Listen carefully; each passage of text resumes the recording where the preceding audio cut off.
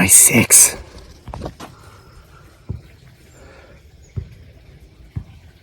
It's one of my personal theories. What's up, everybody? Welcome back to Homesteading Off the Grid. I've got a couple of stories turned in from a couple viewers I want to share with you. I'm going to do a walk around, give you a view of some of the happenings around here on the homestead. Peaches like crazy, pears, apples, vegetables. Just going to walk around. I'm grounding. I love it after I just mow the grass to go grounding. It's when you walk around completely barefooted. And the theory is that this allows any negative energy in your body to be absorbed by the earth. It is believed, oh yeah, check out all these Asian pears over here. Look at this. They're still small, but they're getting there. But this isn't even, you see these pear trees up here. It's got pears for the first time. Planted them 6 years ago. They're doing great. It's believed that mankind really became more agitated, irritated, irritable, aggravated, angry, mad with the advent of the worn shoe. Because when we started wearing shoes, and you're probably hearing my kids shooting basketball back there in the background. I was going to say that's not tree knocks, if that's what you think it is. However, there have been times when he's been out here dribbling the ball and shooting around in which him, her, it, or they may or may not have replied to his dribbling and shooting with tree knocks. So listen, for those in between. The worn shoe, pretty much what it does is it traps that negative energy in your body. You can't release it into the ground. The ground doesn't absorb it, so you're stuck with it. So next time you mow your grass, or if you live in a complex in the city or something, go to a park, kick off your shoes, kick off your slippers, and go grounding. Look at all these pears. There's so many on this limb. It's weighing the limb down. And for those of you who watch my beautiful bride Dearly's channel, aka Giggly Girl, her channel's name is Life with Dearly. This is probably a repeat. She walked through, there goes a bunny rabbit. We have so many rabbits. I don't know if you can see it right there. So many, there it goes, see it moving? See it running across the field? So many rabbits. Since we rehomed Cleopatra, who by the way is doing phenomenal. She loves it.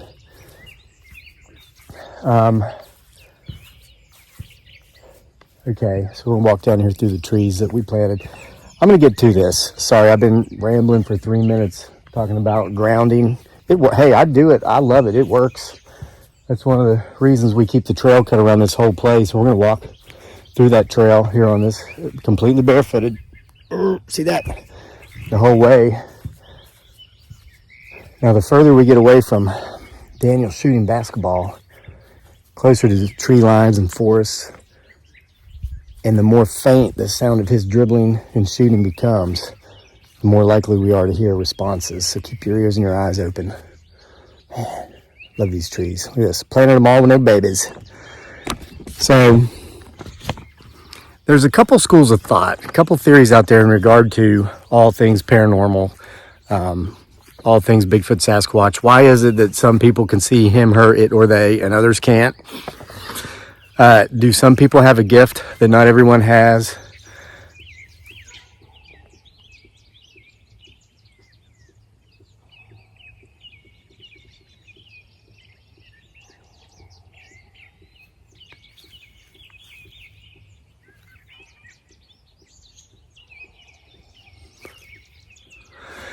I don't think that's tree knocking. I don't know what that is. Sounds like a metronome. How odd is that? To have a giant metronome somewhere out here in the middle of nowhere. But there are dogs barking. And here's a beautiful sight if I don't scare them away. All these little American goldfinches. See all those little yellow flecks? They're feeding on the seed. This tall grass has gone to seed where I planted all my wildflowers. And my face is red, my eyes are red because I mowed this all day, and so I was kind of, well, not all day. It only takes me about an hour and 45 minutes now with that zero turn, but I got grass in my face and grass up my nose. Wow, these birds are beautiful. So there's another theory that people that have had near-death experiences potentially open some sort of pathways in their mind, or, well, there's a bunny rabbit. Look, see it? That's a bunny. They're everywhere. They live back in here. Well, that's the case for Mary H. Medina, one of our viewers who shared with us. I'm going to share with you today. Kevin, in 1978, I had a near-death experience. Ever since then, I can hear the dead or beings when they are in the area or within a 1-mile radius to cemeteries. By the way, there's a little cemetery right back here in the woods right here. The dead or the beings, they can appear to you when they don't feel threatened or when you are very quiet and pensive. Yes, 3 a.m. is when portals open. You might be able to hear a very high pitch, E sound. Sometimes a bell with the sound of a dong, dong, dong. Could that have been what that metronome was over there we were hearing? It is a gift to be able to see and hear the fifth dimension. Your land is so full of them. Much history there. Put a hedge or pray a hedge around your house, and they will not be able and cannot enter. I do that at home, and my dogs always bark at the edge of my property because they, the dead or the beings, cannot enter. I just smile and know prayer works. I can pray over your property from here. It's quick and easy. All right. Well, thanks, Mary, for doing that. So, that bunny's just still there. All right. We're going to keep walking this loop, see if we can see or hear him, her, or they. Is that the campground? Yeah, way up there. I'm going to go up there. All right. So, it sounds like Daniel quit playing basketball. So, check out all these wildflowers that are coming up. So far, it's just the yellow ones. About a week ago, we only had just one patch of them, but now they're through the entirety of these tall grasses. Look at those babies. See that baby bunny? There's one. That's not the same one that was over there. That's a different one. They're everywhere. Hey there, baby bunny. All right, so, hey, you want to hear a story, bunny? Let's read the bunny a story. This next one comes from Sandra again. The bunny's just going to sit there and listen to a story. So Sandra is a viewer who last week submitted a story about having fed a potential Bigfoot Sasquatch at a campground through the window of a camper. This bunny's like, I got to hear about the Bigfoot Sasquatches. And I just heard footsteps in the woods right there. Maybe that's why the bunny won't go in there. All right. Sandra says, I have another cool story to tell. My dad had an old fishing buddy that had a huge acreage out in Amarillo, Texas. When I was 8 and 9 years old, this man used to let our family camp out on his land near his huge lake that he built. We went fishing when we got there and sat around a small bonfire at night, roasting marshmallows and telling stories. This man asked my dad, "Do you believe in Bigfoot?" The look on my dad's face was like, "Say what?" There's the sun. Isn't it beautiful? It's going down. This man, I think his name was Ray. Ray and his wife, Lisa, were really kind and loving and giving people. He was telling my dad how he fed the deers and would have does come in their yard in the spring and would give birth. By the way, we had a doe give birth in our yard yesterday, and I saw them again today walking around while I was mowing. They're probably right inside this tree line right here. Ray and Lisa talked about having pecan trees, apples, and other fruit trees. Like I just showed you. We actually have a pecan tree over there back behind the bee box. My mom asked if they sold the pecans and the fruits. She said yes, and that they also shared with their neighbors. Well, coming up the road to their house, all I saw around was trees, a virtual forest surrounding these people's home. And I thought, neighbors? What neighbors? Mrs. Lisa said, "Oh, they're around." Puzzled I was. Well, before we were going to turn in, Mr. Ray yells out, "Who wants to help me feed the deer?" I love animals, so I volunteered. Mr. Ray asked me, "Are you afraid of large animals?" I told him not really, and he said, "Okay, listen to every word I tell you and do as I say." He knew that I was well behaved and that I would do as he asked. Yes, I know it would throw up a red flag nowadays, but I'm getting to the best part. We load bushel baskets of pecans and different fruits, filled a whole flat bottom trailer with food. He hooks up his trailer and tells Lisa and my parents, we'll be right back. I could not wait. I was so excited. I was going to see deer. I thought, wow, all this food for them? This rabbit obviously likes this story. As we approach the deer feeders, I jump off the trailer and help fill up the feeders. I asked, where do you want the fruit and pecans to go? He says, we don't drop them here. I was like, okay. He said, we take those to our neighbors. I was like, are his neighbors mountaineers maybe? Deer feeders filled, we went further into this forest. He pulls the trailer up to a clearing. He tells me to place the bushel baskets near the trees. I was like, okay. Then he tells me to climb up inside the tractor and be really quiet.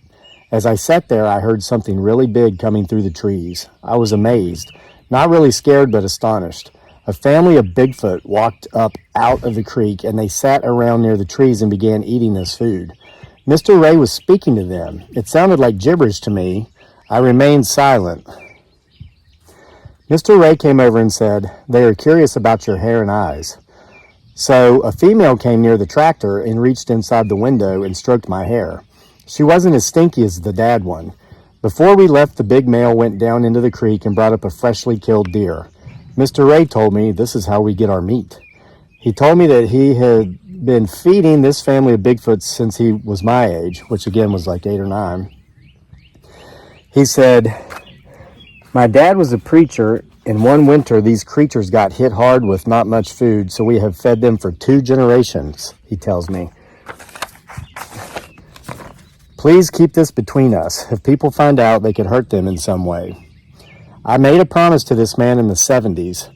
I am 57 years old and have never said anything until now. Ray and Lisa have both passed, and I pray their children continue to be as kind and loving as their parents were. This way, their neighbors will still have food for years to come. Sorry, tears well up as I finish this off. I had so much fun back then. Sorry so long. Oh, Bunny, the end. You like it? All right, I'm sure it's going to run now, but the show must go on. So we're going to have to walk past it to go up here and see if we can see any potential Bigfoot Sasquatches. See how close we can get to it. A lot of times, if you just don't look wildlife in the eyes, you can walk right past it. Well, it must have seen me looking at it through the camera.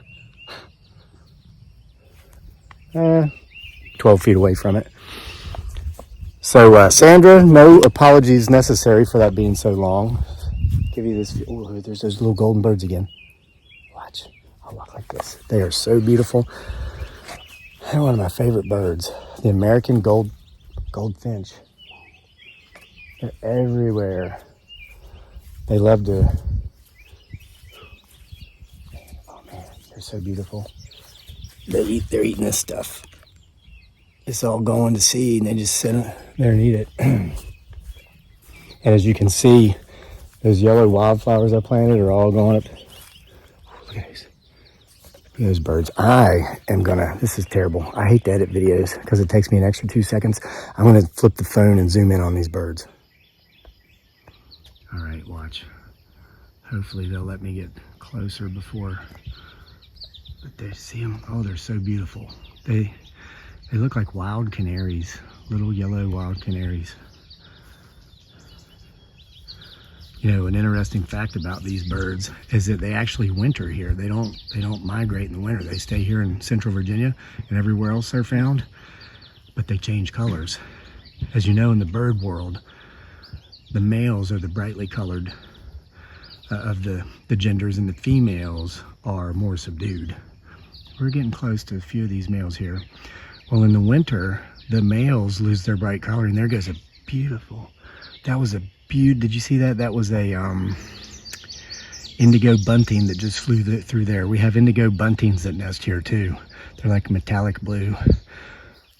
So in the winter, the males, who are just flying away en masse now, become subdued too. They become brown.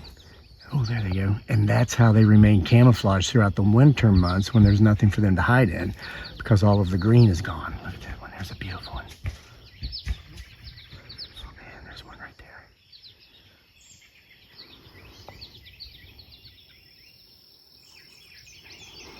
Weren't those birds beautiful?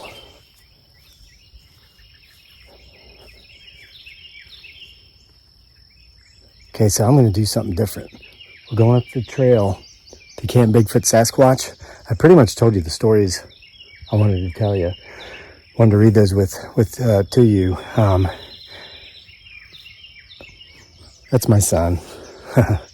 Him and his mother, they have this thing they do where they like to communicate through windows instead of opening the door and going out, whatever, through closed windows. I'm going to reverse the phone and I'm not going to talk. I know that sounds like a joke, but I'm going to reverse the phone and show you my view as I'm going up.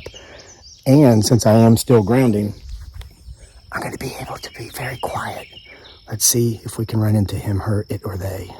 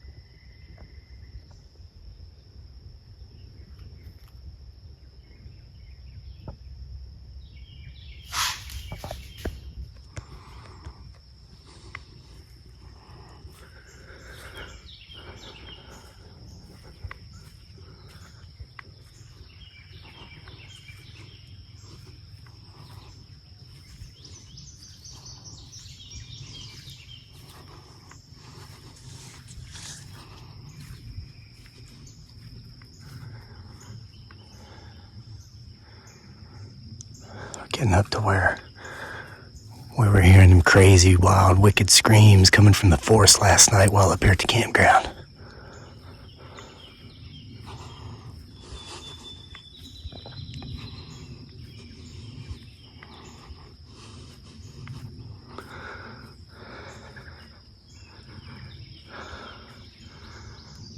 What a beautiful view.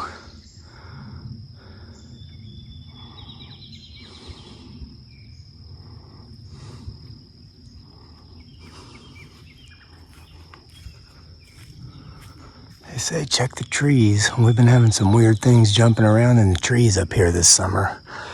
Things big enough to break entire limbs off of giant, mature red oak trees.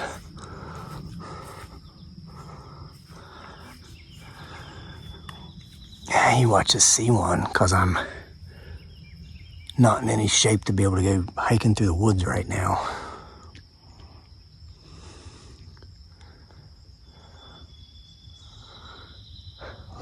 All right, let's go down to Camp Potential Bigfoot Sasquatch. By the way, last year, this trail was just wide enough to get the truck up, but now you get a tractor trailer through it sideways almost, because this is where we sleigh ride in the winter.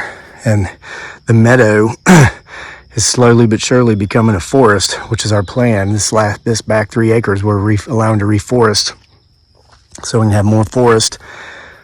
But we've kept this mowed down because this is where we sleigh ride in the winter.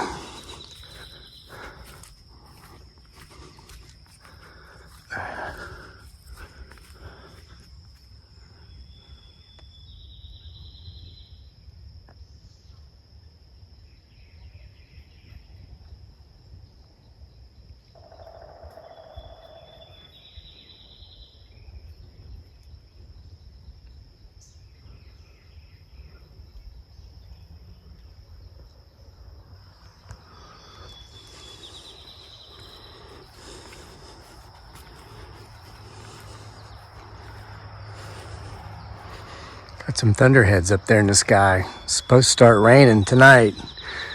Looks like it's gonna. Let's go down here. Got us a Woody with a woodpecker back there. At least that's what they want us to think. Could that not be a him, her, it, or they? A couple of drumstick-like sticks banging on a tree. So when I was coming up the trail back there, I heard those drumming sounds again. I thought that earlier might be a metronome. What it sounds like to me is like maybe there's a local high school kid out here somewhere that's playing drums in the local drum, the marching band. And he's out here drumming outside because his parents don't want to hear it in the house. So he's got his drum kit set up outside. How ironic is it that we've got something in here now knocking around supposed to sound like a woodpecker? That very easily could be potentially a Bigfoot Sasquatch answering that drummer with tree knocks that sounds like the drumming. It's called mimicry. It's one of the biggest theories on how they communicate. That's why, man, these locust trees, they weren't even here. 6 years ago, got this place, all this was field. Look how tall these suckers are getting. All right. Oh, you see where the deer have been laying here? I haven't confirmed this yet with my eyes, but every summer there's like half a dozen fawns born up here in this meadow. They come up here and hang out in the grass all day. All right. Though grounding I may be, we're going to go in here and see if we can zoom in and get any potential him, her, it, or they on camera. I'm curious about that knocking.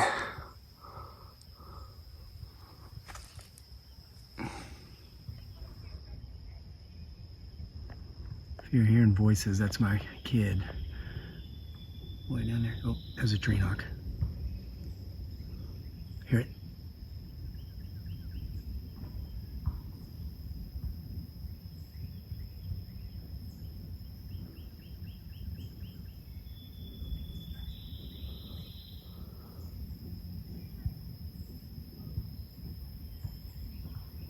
Hear those tree knocks? They're very light. That was my son's basketball.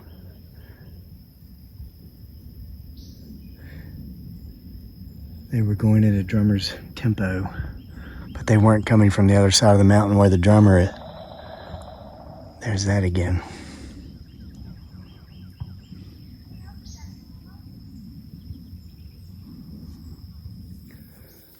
All right, well, there were a couple of stories for you there, and a little tour of the freshly mown homestead and some sightseeing and squatching. If you saw anything, timestamp it so other folks can see it. And I'm going to fake the ending. It's like something weird always happens after I say see you next time for more and stop recording. So I'm going to act like I'm doing that, but then keep recording, okay? See if anything weird happens. All right, thanks for being here. See you next time for more.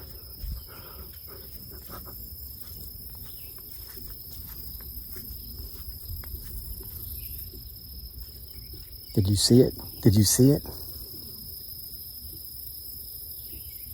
It's probably standing there in the center of the meadow this whole tour, just doing like a 360, watching us go around. Might have to come up here later, see if we can catch some more weird stuff on video.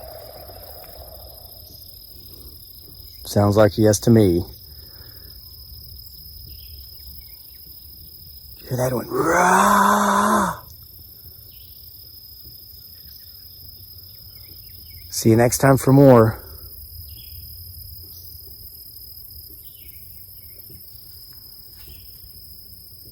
Rah! Again. See you next time for more.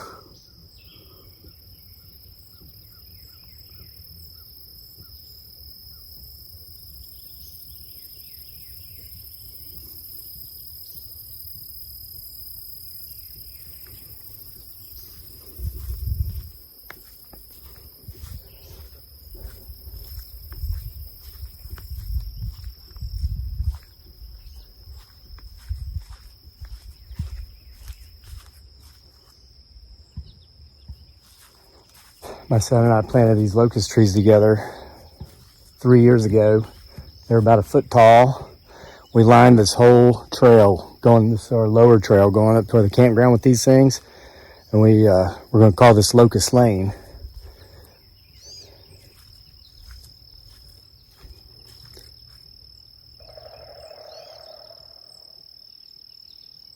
See you next time for more. Oh wait, it's for real this time.